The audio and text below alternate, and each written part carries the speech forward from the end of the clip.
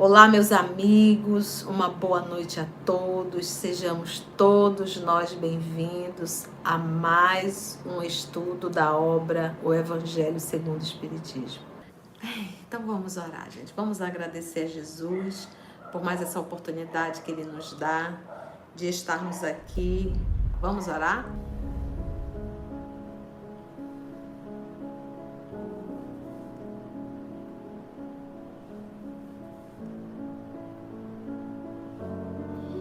Queridos irmãos, irmãs, família EOS, vamos unir os nossos pensamentos.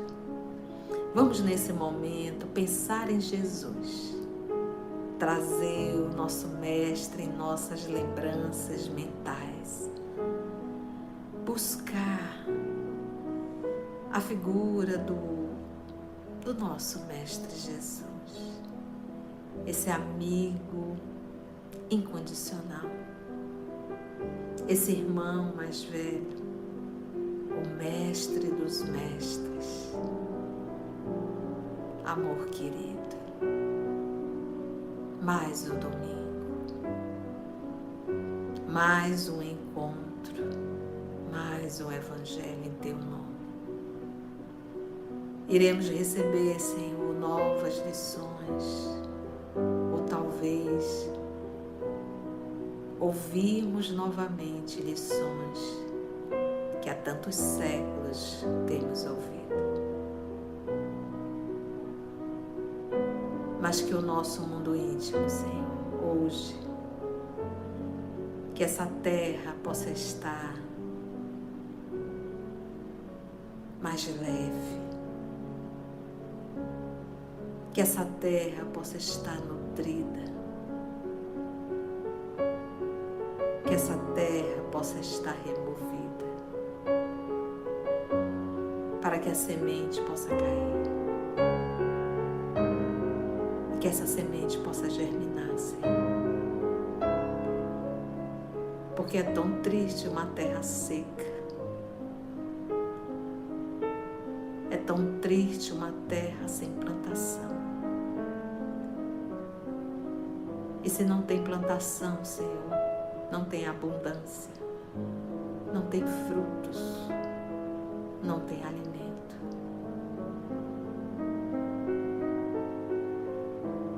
E não queremos mais viver em uma terra seca, árida e sem abundância moral.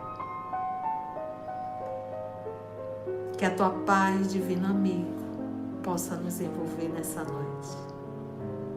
Que os teus mensageiros, os nossos amigos espirituais que aqui se fazem presente, possam nos ajudar na compreensão do texto, nos inspirar. Porque o nosso Evangelho, Senhor, é feito em teu nome. Que a tua paz envolva a todos nós, a esse Brasil, a esse planeta. Graça te damos, Senhor, que assim seja.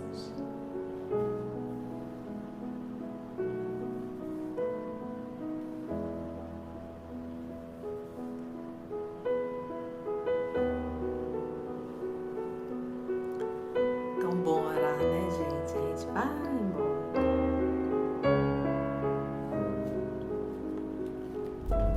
Então vamos lá, gente. Bem-aventurado os pobres de espírito. E aqui o professor Denizar, ele pegou uma citação do Evangelho de Mateus: bem-aventurados pobres de espírito, porque deles é o reino dos céus.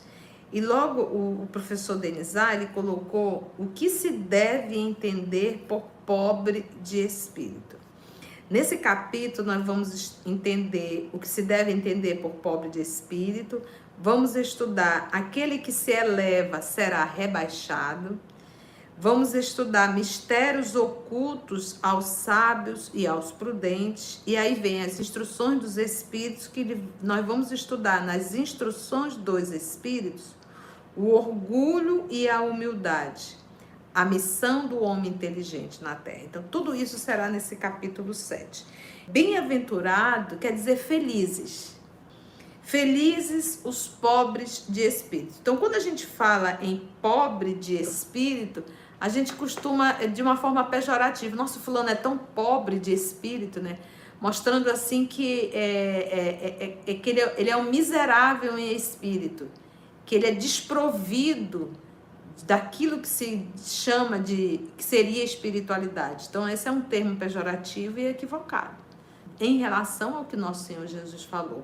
Então, quando a gente fala de pobreza, né, esse pobre de espírito, e o Kardec vai explicar aqui, a gente tem que entender o que será, mesmo. Por que Jesus falou pobre de espírito? Na época de Kardec, ali no século XIX, eles costumavam dizer assim, quando a pessoa era muito inteligente, dizia forte de espírito, né? Uma pessoa super inteligente, né? Fulano é forte de espírito, uma pessoa inteligente, né? Fraco de espírito, uma pessoa que não tem inteligência, né? Mas e na época do nosso Senhor Jesus? O que seria pobre de espírito? Por que ele quis dizer, porque deles é o reino dos céus, né? Desses pobres de espírito, e deles é o reino dos céus. Esse texto que o professor Denizar irá desenvolver. Nós já sabemos que o reino dos céus não é um ambiente demarcado. A gente sabe que o reino dos céus, ele é um estado íntimo. Quem está acompanhando o estudo de Cartas e Crônicas, um livro de Humberto de Campos, essa semana nós tivemos um capítulo que retrata exatamente isso. Era um pai, um romano, que se converteu ao cristianismo, decidiu dividir a herança, a sua esposa acabou o abandonando, e ele decidiu realmente se dedicar ao cristianismo 100%.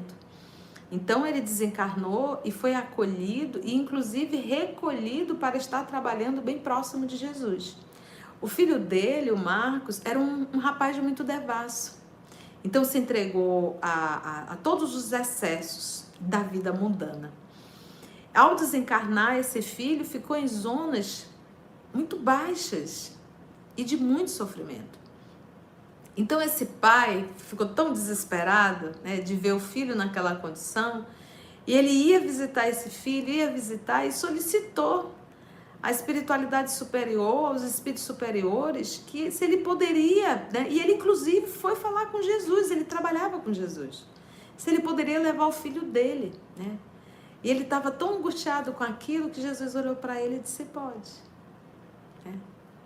Fazer o quê, né? E ele veio, pegou o filho e levou. E foi uma confusão tão grande. Primeira coisa é porque o filho não tinha luz. Ele estava envolvido quase que em uma lama. E ele começou a desrespeitar os trabalhadores do Cristo. E ele começou a se revoltar contra o próprio pai, que o pai não tinha direito de levá-lo para aquele ambiente, uma vez que ele não suportava. Foi tanto sofrimento que ele teve que ser devolvido para o ambiente dele. Então, o mal, o inferno, a perversidade não é do local, é da pessoa. Então, se nós não estamos bem intimamente, a gente pode estar numa casa espetacular, a gente vive dentro de um inferno. Então, quando Jesus fala do reino, ele não está falando de algo geograficamente demarcado. Ele fala do meu estado íntimo, da minha condição íntima. Esse pai, ele passou 90 anos visitando esse filho em zonas perversas. 90 anos. Até esse filho reencarnar novamente. 90 anos. E se não fosse isso, diz Humberto de Campos, talvez fossem, ele coloca lá, 90 séculos, ou 9 séculos, se não me falha, acho que 9 séculos. O reino de Deus é uma conquista individual e intransferível. Vamos lá entrar no texto? Item 2. A incredulidade zombou desta máxima: bem-aventurados pobres de espíritos, como tem zombado de muitas outras coisas que não compreende. Por pobres de espírito, Jesus não se refere aos homens desprovidos de inteligência. Lembra que a gente estava falando na época de Kardec? Mas aos humildes. E diz que o reino dos céus é para estes e não para os orgulhosos. A analogia de pobre de espírito é a humildade e não a carência material. Porque você pode ter uma carência material e não ser humilde. Como de repente você pode ter valores financeiros, uma condição de vida financeira e ser uma pessoa humilde. E humilde não é uma expressão física. Humildade é um comportamento. E ele não é pontual. A verdadeira humildade é constante. Porque às vezes a gente faz uma humildade pontual quando está frente a alguém, quando está num trabalho espírita, né? A gente se veste ali de uma pseudo-humildade. Não. A humildade verdadeira, ela é algo constante, ela é uma conquista. A humildade conquistada, a pessoa se sente mal se agir de forma contrária à humildade. Então aquilo já é uma conquista, aquilo já faz parte do seu mundo íntimo, não é algo forçado, não é algo treinado, é uma conquista, aquilo faz parte da pessoa. E quando a humildade ela é forçada, calculada, ela incomoda, ela inclusive até agride. Eu digo que às vezes em reunião mediúnica, quando o dialogador vai conversar com os espíritos, às vezes usam uns termos como se fosse humildade, né? Meu irmãozinho, né? E não fica bem. Não fica bem. Então, a humildade é uma conquista, não é um rótulo. Se eu fizer a humildade como um rótulo ou como uma máscara, você vai incomodar e vai, inclusive, irritar. Então, as pessoas vinculam humildade a um rostinho caidinho, né? A uma voz baixinha, melíflua. Não, gente, isso é falsidade. Tá? Então, vamos ter mais consciência e lucidez da palavra humildade. O que significa verdadeiramente? Qualidade de humildade, virtude caracterizada pela consciência das próprias limitações, modéstia, simplicidade. É a qualidade de quem age com simplicidade, uma característica das pessoas que sabem assumir as suas responsabilidades, sem arrogância, prepotência ou soberba. Olha aí, quantas qualidades, quem age com simplicidade, olha aí, né? Então a gente começa, quando a gente pega a etimologia da palavra, o conceito da palavra, e você diz assim, Então humildade não é algo externo, não é uma máscara, é uma conduta íntima. Então ele diz, por pobre de espírito, Jesus não se refere aos homens desprovidos de inteligência, em absoluto, mas aos humildes, e diz que o reino dos céus é para estes e não para os orgulhosos. Porque o orgulhoso, ele tem certeza que sabe tudo, ele tem certeza que tudo que ele faz é o melhor, e todo orgulhoso é arrogante. Todo orgulhoso é vaidoso. Logo, a probabilidade de ele angariar amigos é quase zero. E um dos propósitos da nossa reencarnação é amai-vos uns aos outros como eu vos tenho amado. O arrogante, o orgulhoso, o prepotente, ele não ama e nem se ama. Ele, na verdade, valoriza a forma e os títulos e as coisas. Porque quando a gente desperta espiritualmente, a gente não se orgulha de ter se despertado. O sentimento não é esse. Quando a gente desperta espiritualmente, a gente percebe quão longo é o percurso que devemos percorrer. Então, logo eu não me autoelogio. Então, quantas vezes dentro do lar a gente não agride o nosso cônjuge porque nós estamos numa condição financeira melhor ou com um título melhor? Dentro de casa, com a família. Então a gente sempre tem uma palavra arrogante, uma palavra de humilhação, uma palavra de julgamento. Só falta dizer que quem sabe fazer mais sou eu. Você não sabe fazer. E com essa atitude, você acha que nós vamos chegar aonde? Por isso que ele diz, mas aos humildes, e diz que o reino dos céus é para estes, e não para os orgulhosos. Porque aquilo que a gente chama de brincadeirinha, você ofende, você maltrata, você humilha. E isso vai cair sobre a tua responsabilidade. Então, às vezes, a gente faz uma brincadeira desagradável e a pessoa dá aquele sorrisozinho amarelo por respeito ao teu título, à tua posição, mas a pessoa fica jururu o dia todo. Às vezes, volta para casa jururu. Porque nem todo mundo tem estrutura emocional para saber lidar com a humilhação. E isso independe. Parece que parece até que quanto mais título temos, com menos sensibilidade nós ficamos, com menos senso e bom senso. Achamos que por ter coisas, por ter dinheiro, por ter poder, estamos numa posição melhor do que o outro. Não está. Posição melhor é quando me faz bem para minha alma. Aí eu estou ficando numa boa posição. Isso sim é uma boa posição, em que eu cada dia me torno um humano melhor. Mas coisas, títulos, dinheiro, isso não garante posição melhor, a não ser material. Só isso. Então, quando Jesus fala, é duro. Felizes os pobres de espírito, os humildes. Porque deles é o reino dos céus.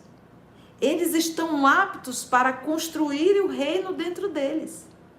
Porque o orgulhoso, ele sofre.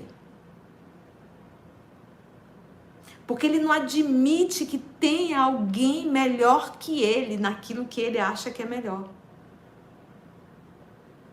O orgulhoso, ele não admite alguém mais belo que ele. Espelho, espelho meu, existe alguém mais belo que eu? Espelho, espelho meu, tem alguém mais inteligente que eu? Espelho, espelho meu, tem um profissional melhor do que eu nessa área que eu faço? Espelho, espelho meu, tem algum palestrante melhor que eu? Espelho, espelho meu, espelho, espelho meu.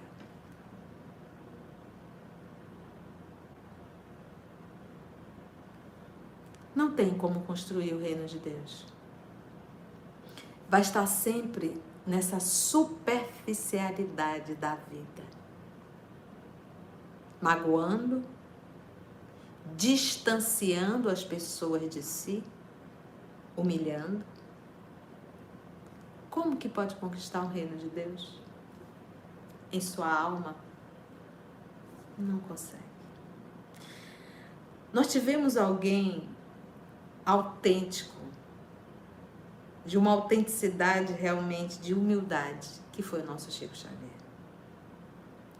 E qualquer pessoa que tenta imitá-lo, fica ridículo. É aquilo que eu falei, humildade é de dentro para fora, não é de fora para dentro. Então, se as pessoas vêm elogiar e dizer, tem até uma entrevista dele com a Hebe Camargo, ele fala tão doce, ele diz, eu sou um capim. Vem um animal, come o capim, e aí nasce outro capim. Mas por que ele fala isso?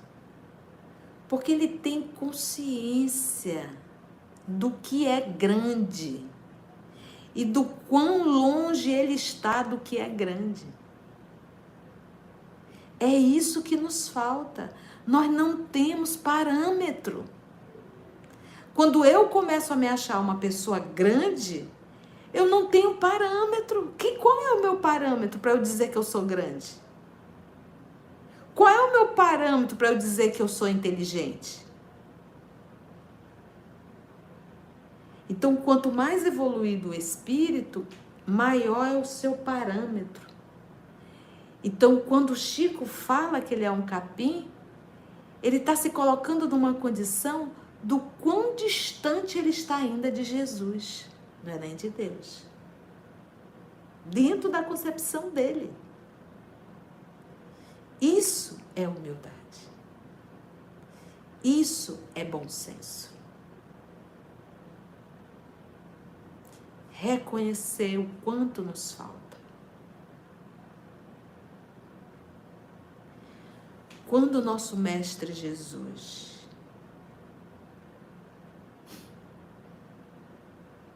lavou os pés dos discípulos e que Pedro pulou e disse assim: meus irmãos estão sendo ingratos em permitir que o Senhor lave os pés deles. Jesus olhou para Pedro.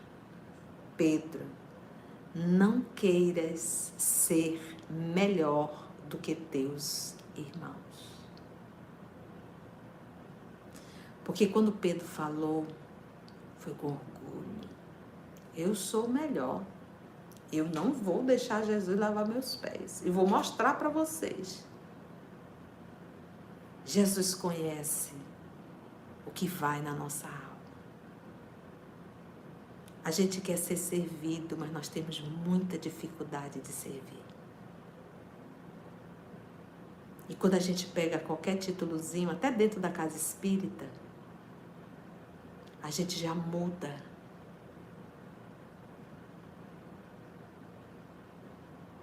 No mundo espiritual, aquele que tem o maior posto é o que tem maior responsabilidade, é o que mais trabalha e é o que menos descansa. Mundo espiritual, competência é moral. Evolução é sinônimo de trabalho, não de repouso. E eles não se incomodam de trabalhar. Eles amam servir. Amam servir.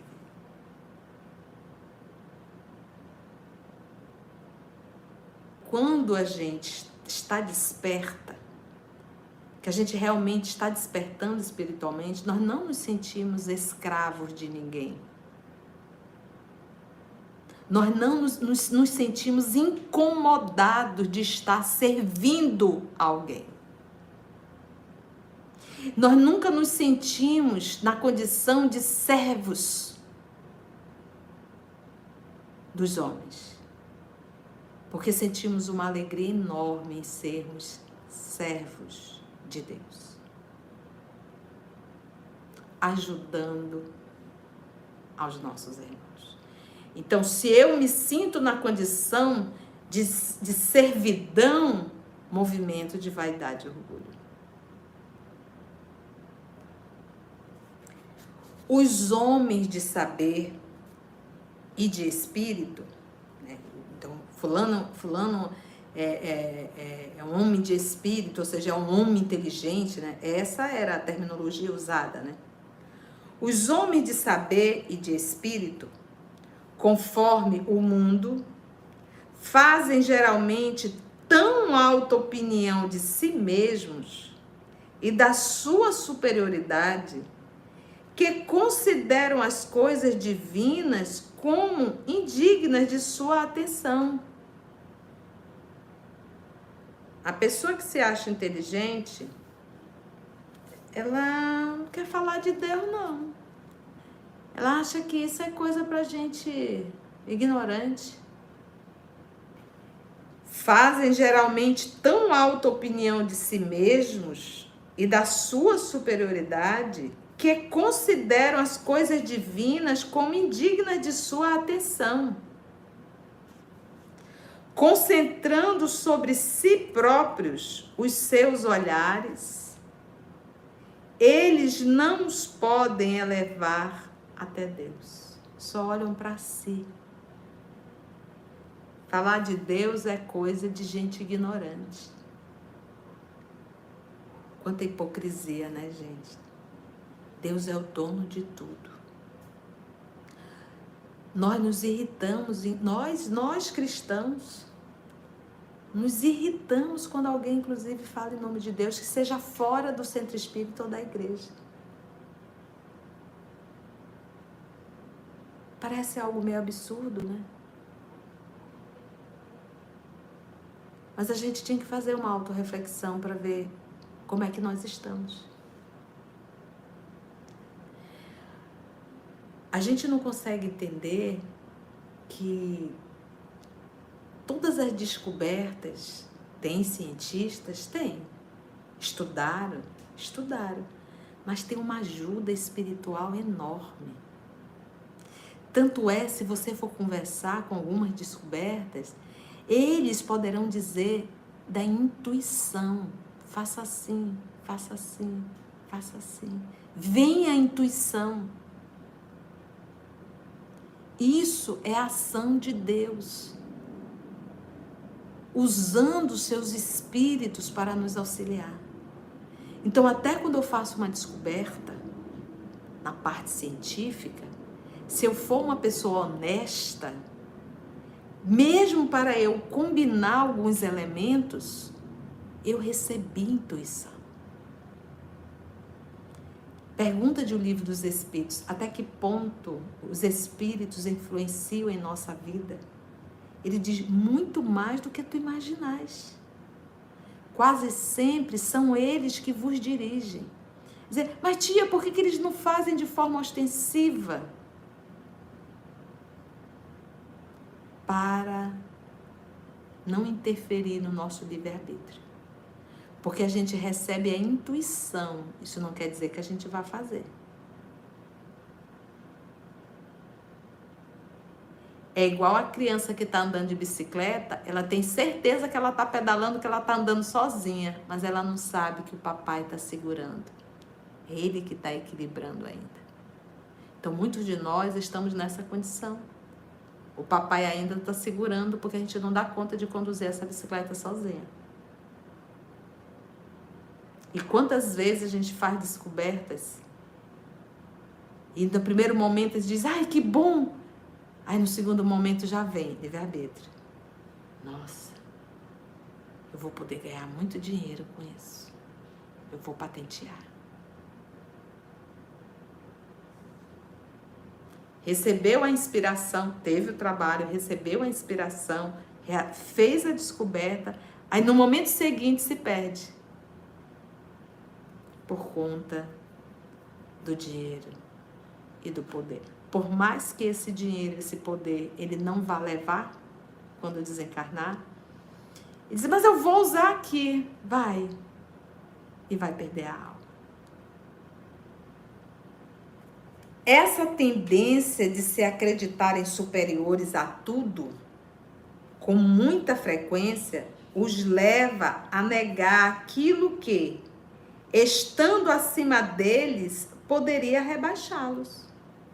Quando a gente começa a achar que a gente é inteligente, e no meio que a gente está inserido, família, que a gente começa a ser a palmatória, a gente começa a querer corrigir todo mundo, a gente começa a querer falar palavras rebuscadas. Aí você pega Jesus Cristo, que andava descalço, que sentava com as pessoas mais simples, o Cristo, e utilizava uma linguagem que todos entendiam.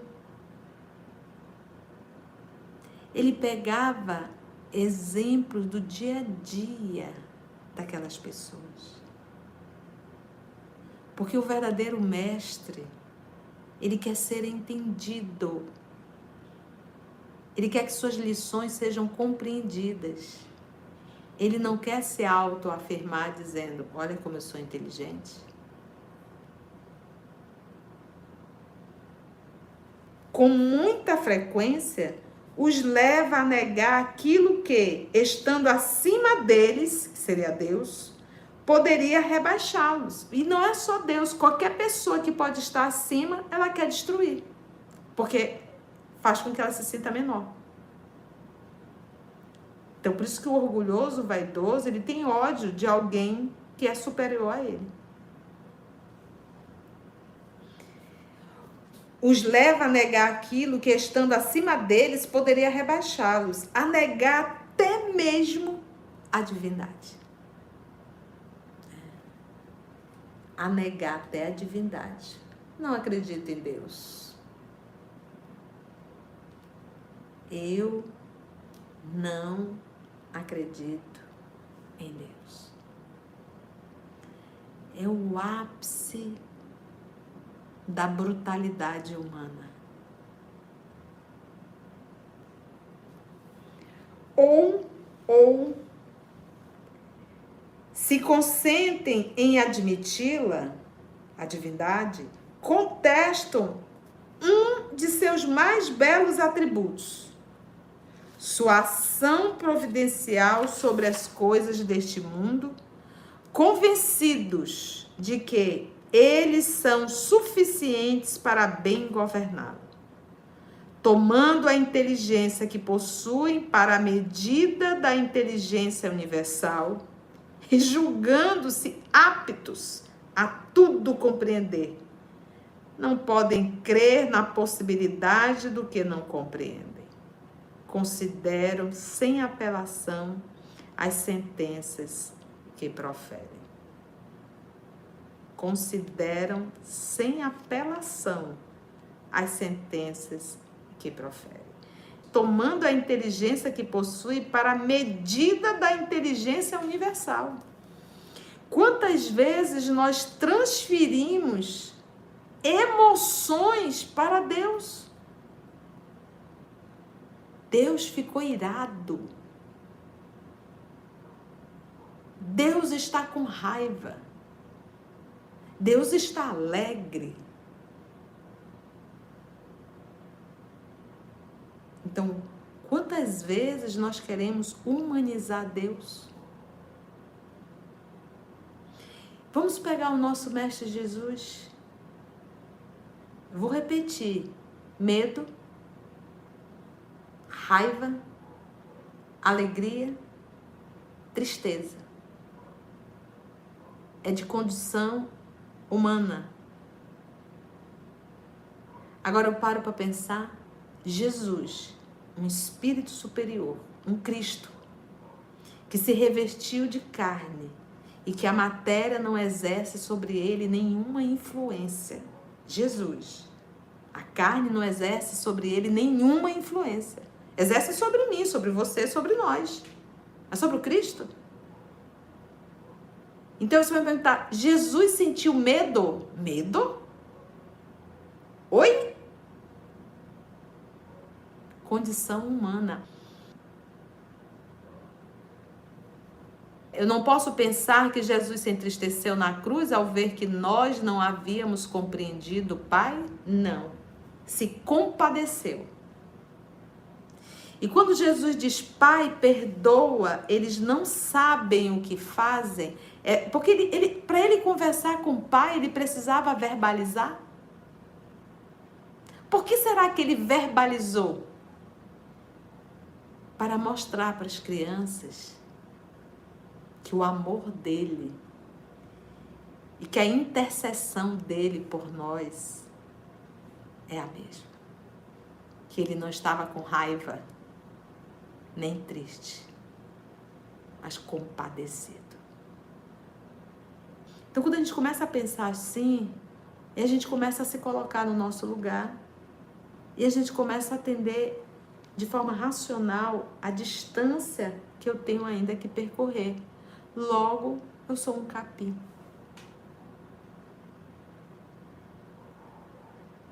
Porque a minha referência ainda está longe. Falta muito ainda. Como é que eu posso me envaidecer? Tendo a consciência o tanto que falta ainda para eu caminhar.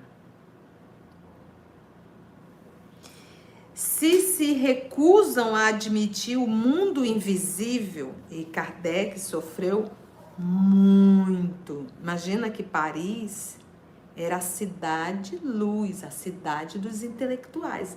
A intelectualidade do século XIX estava na Europa. Em particular, ali Paris. Imagina começar a falar de espíritos, e espíritos se comunicando, espírito falando. Você imagina um homem que era respeitado dentro da ciência, dentro da academia, e de repente ele dizer, existe sim espíritos e eles se comunicam? Tu tem noção quanto Kardec foi ridicularizado? Quantas afrontas? A gente vai aprender muito isso na revista espírita, nas revistas, né? Que ali ele conta um pouco isso. Então, muitas pessoas... E lembra que ali naquele período do século XIX, foi o período da negação de Deus, do Deus que a igreja ensinou. Estávamos saindo do período tenebroso da Inquisição. Se recusa a admitir o mundo invisível e uma potência extra-humana, não é que isso lhes esteja fora do alcance. Não é isso. Mas porque o seu orgulho se revolta à ideia de uma coisa acima da qual não possam colocar-se e que os faria descer do pedestal. Reconhecer o mundo espiritual, né? Então imagina dizer assim, como eu falei ainda há pouco, você está lá dentro do laboratório, mas você não está só. Espíritos auxiliam. Você acha que nos hospitais, gente, não tem espíritos nobres inspirando técnicos, enfermeiros? É porque a gente não chega a saber. Mas se não fosse a ação dos amigos espirituais na área da saúde, vocês entenderam? Então, eles têm muito trabalho, gente, para evitar acidentes, danos terríveis. Não estou aqui menosprezando os profissionais, mas eu estou dizendo que sem a espiritualidade teríamos muito acidente. Só que tudo que é divino é discreto, intui. Então, se o profissional, ele realmente, todas as áreas, se ele trabalha, se ele se esforça para o trabalho do bem, ele tem uma sintonia com o bem e ele recebe a inspiração do bem. Da mesma forma, se o meu propósito é perverso, é egoísta, é maledicente, eu também irei receber inspiração de espíritos do mesmo nível. Esta razão, porque só tem sorrisos de desdém para tudo que não pertence ao mundo visível e tangível, ver e pegar. Atribuem-se muito espírito, muita inteligência, né? E saber para acreditar em coisas, segundo eles, boas para as pessoas simples, tendo por pobres de espírito os que as tomam a sério, né? Então, lembra que o conceito de espírito era inteligência, na época de Kardec. Pobre de espírito seria não inteligente, uma pessoa ignorante. Mas na época de Jesus, quando Jesus falou pobre de espírito, ele se referia à humildade. Não é a humildade material, é a humildade de comportamento, tá bom? Entretanto, digam o que disserem, terão que entrar, como os outros, nesse mundo invisível de que tanto escarnece. É lá que seus olhos serão abertos e que reconhecerão seus erros. Deus, porém, que é justo, não pode receber da mesma forma aquele que não reconheceu o seu poder e aquele que humildemente se submeteu às suas leis, nem aquinhoá-los em partes iguais. Porque um é orgulhoso e presunçoso, olha a vibração. Orgulhoso, presunçoso, fez mal, prejudicou, humilhou, foi egoísta. Não existe um orgulhoso, presunçoso, virtuoso. Não tem isso, gente. Não dá para servir a dois senhores. Amará um e odiará outro. Dizendo que o reino dos céus é dos simples, Jesus deu a entender que ninguém é admitido nesse reino sem a simplicidade do coração, do sentimento, e a humildade de espírito, né? Que o ignorante que possui essas qualidades será preferido ao sábio que mais crê em si do que em Deus. É igual os espíritos superiores. Um espírito superior precisa se comunicar. Ele tem dois médios. Um médio super inteligente, mas que não tem comportamento moral, vaidoso, orgulhoso, mas é médio. E temos um outro que é médio, mas uma pessoa simples, até analfabeta. Quem tem capacidade intelectual de interpretar, né? Ele teria um material, né? Uma mente, vou dizer assim, desse médio, seria muito melhor para esse espírito trazer essa mensagem de uma forma intelectualizada, moralmente falando. Só que esse ser não consegue decodificar o pensamento moral de um espírito. Então esse espírito, ele vai preferir a pessoa com limitações intelectuais, porque essa tem mais capacidade de sentir e de interpretar o amor. Esse outro não. Está lá no livro dos médios, gente. Ele vai sempre preferir o ser moralizado em detrimento do ser amoral. Em todas as circunstâncias, Jesus põe a humildade na categoria das virtudes que aproximam de Deus e o orgulho entre os vícios que dele, de Deus, afastam a criatura. E isso por uma razão muito natural. Há de ser a humildade um ato de submissão a Deus, ao passo que o orgulho é a revolta contra Deus.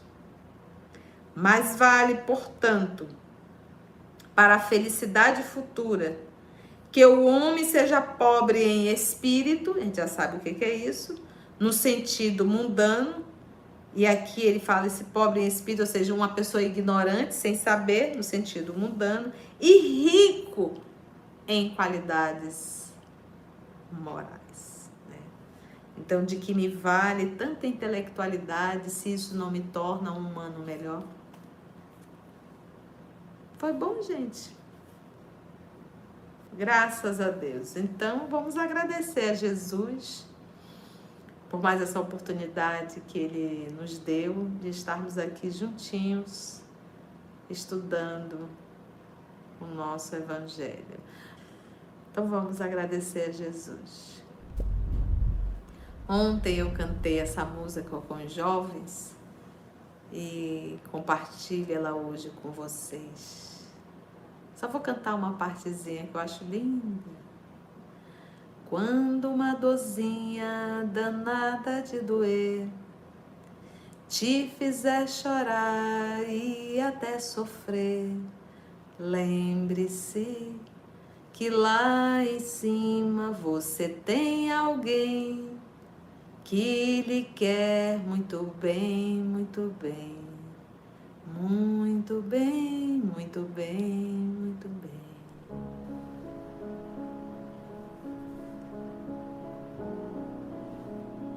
E tem, né, Senhor? Tem os nossos familiares que retornaram à pátria, que nos querem tão bem. Tem os nossos amigos espirituais que nos querem tão bem. Tem o teu coração amoroso que nos quer tão bem. E acima de tudo, tem o nosso Pai, o nosso Papai Criador, o nosso Deus, o nosso Eterno, que espera pacientemente a nossa escolha em relação à nossa evolução e ao verdadeiro amor. Mestre amado, muito obrigada. Muito obrigada por esse encontro, pelo canal do YouTube que nos proporciona, Senhor, estarmos todos nós juntos, apesar de estarmos cada um em um estado, em um país diferente. Mas que o Senhor nos proporciona uma única sala, um único lago. Muito obrigada, Jesus. Nós te rogamos, nos dê força, Senhor, para a luta do dia a dia. Afasta de nós o hábito da reclamação, mesmo dos nossos governantes, Senhor, porque isso tem nos feito tão mal. Temos que confiar em Ti e temos que confiar que quem comanda tudo é Deus, nosso Pai. Dá-nos força, Senhor, coragem e termos a consciência de entender que nós estamos aqui, mas nós não somos daqui. Muito obrigada. Abençoa-nos a todos nós. A todos nós. Que a Tua paz nos envolva. Que assim seja.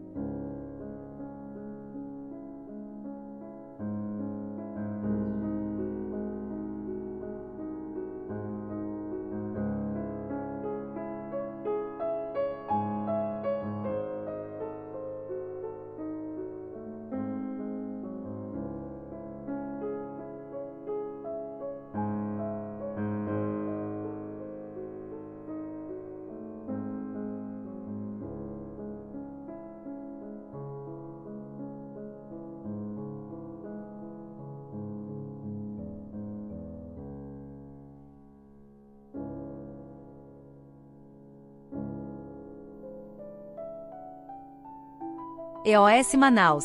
Estudando para servir ao Cristo. Visite nosso site em www.eosmanaus.org. No YouTube, procure o canal EOS Manaus.